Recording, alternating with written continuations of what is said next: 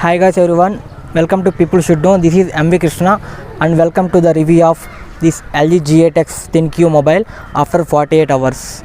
So I depict, you decide. First things first, a lot of people asked me to do the charging test and the battery discharging test. So let us go there.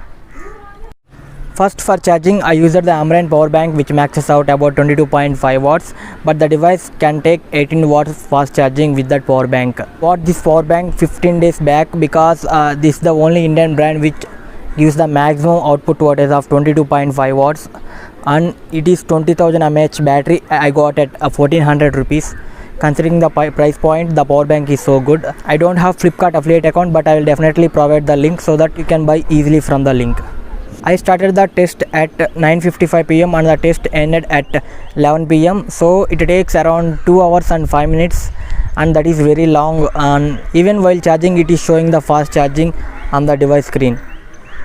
The Call of Duty mobile with high frame rate and very high graphics settings with the full brightness turned on and using the stereo speakers, it consumed around 17% of charging after 42 minutes of gaming. So getting to the simple calculation, it could easily run for 4 hours and 20 minutes. Round figure that we can easily get 4 hours. And it seems like 7 nanometers processor combined with 4000 mAh battery seems to be performing very good. It's got stereo speakers with 2.4 watt output. So let us check the speaker quality now. It is also got the DTS surround audio.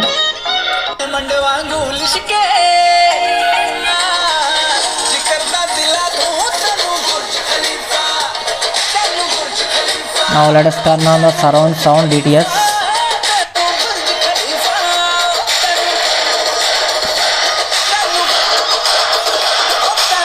Turn off the DTS audio. Hi-Fi product is only supported when you plug in a headset or wired headset.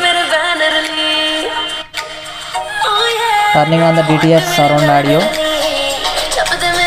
and turning off the audio.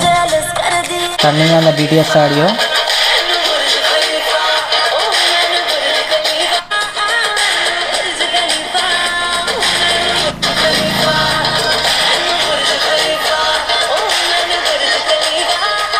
Speaking about the build quality of the device, the main device I don't have any doubts regarding the build quality because it's got certified with the IP68 rating and got protected by the Corning Gorilla Glass 6 on the both the sides, the display and the back glass.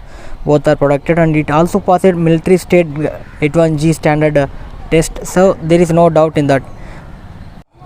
But I doubt the build quality of this dual screen, especially with the front glass. I just press it 2 or 3 times, it gives me some crackling sound, so I just got afraid. So the case is good, but the front side that acts as a mirror seems to be crackling sometimes if you just press like this. So be careful with that. You can't, at normal conditions, if you turn on full brightness without auto brightness, it can go up to 380 nits, but if you turn on auto brightness and go under direct sunlight, it can go up to 600 nits, and that is cool because we can see the text and the images even under the direct sunlight. But this doesn't applicable to the secondary screen. It seems to be lower than the primary display when it comes to the brightness. As everyone knows how to use the dual screen, I'm not gonna make a dedicated video on that, but let me say what are the facts I found here. Let me open YouTube and let me open the Play Store. The keyboard can access to only the one screen, so you can play both the games at a time, but the media consumption is mixed in them. A dual screen cannot be used for the media consumption. So let me open YouTube and let me open that Wink Music. So let me play some videos. Meanwhile this video plays, let me start to play the song in this. That video has been played, you can see that here, right? And you start this video, this song plays. This is the scene even with the headphone jack. So media consumption is only limited to one screen, only one screen. Guys, let me share one fun fact here. If your sister opens YouTube and you also want to open that YouTube, this comes to your screen, and again if your sister starts to open YouTube, this goes off your screen. So I felt that this is something playable and Initially I thought that if I bought this phone there would be no fights between me and my sister, but again the fight started between the media consumption. It shifts the screen. Instead what you can do is here you can just turn off the dual screen for your sister and you open YouTube here. I feel that Vivo Z1X fingerprint scanner is so quick to unlock than the LG G8X ThinQ. I don't know what type of hardware they used in the Vivo, but the LG says optical, it's not as fast, but it is accurate. Both are the accurate, but the Vivo is faster here. By default camera settings, the LG's front camera captures only 8 megapixels camera, but you can switch to 32 megapixels camera, and even the picture seems to be very iffy, and the exposure you can see here, the overall image I didn't like at all. Look at that picture, my face and background are not good. And look at this picture, 32 megapixels front camera from Vivo Z1X currently I am using, and this seems to be even worse than that. Seems like LG and Vivo are from the same mother when it comes to front camera.